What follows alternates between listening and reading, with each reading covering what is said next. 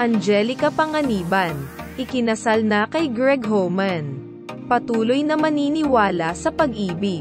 Ikinasal na ang kapamilya actress at celebrity mom na si Angelica Panganiban sa kanyang fiancé na si Greg Homan.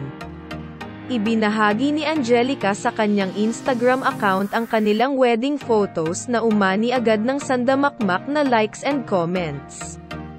Makikita sa mga litratong ibinahagi ng aktres ang kanyang paglalakad patungo sa altar ng kanilang wedding venue na tila isang events place. May solo photo rin ang anak ni na Anjay at Greg na si Baby Bean o Amila Sabin at syempre ang kanilang kissing photo as husband and wife. Ang caption na inilagay ni Angelica sa mga wedding photos nila ng asawa ay 1, 2, 3, 1, 2, 3. Na ang ibig sabihin ay kahapon. Bisperas ng bagong taon gaganap ang kanilang intimate wedding. Patuloy na mananalig at maniniwala sa pag-ibig.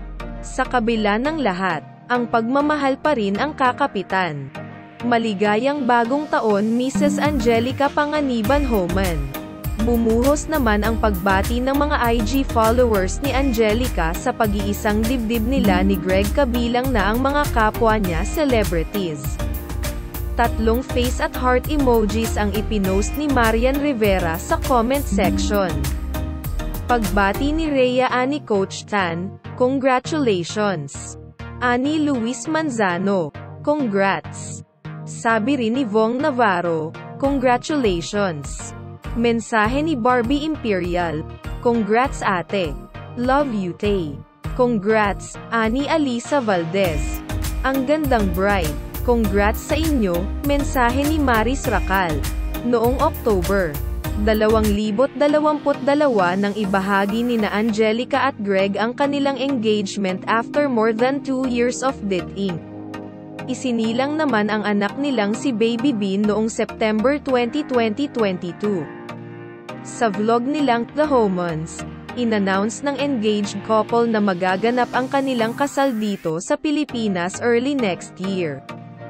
We were going to get married last year pero we wanted to make Bean a part of it. So we are going to do it early next year. We are looking at places locally to do it. But I am excited for it, say ni Angelica. Pagbabahagi pa ng aktres, parang twice na naming dinilay yung wedding. Last year and this year, dapat aalis kami.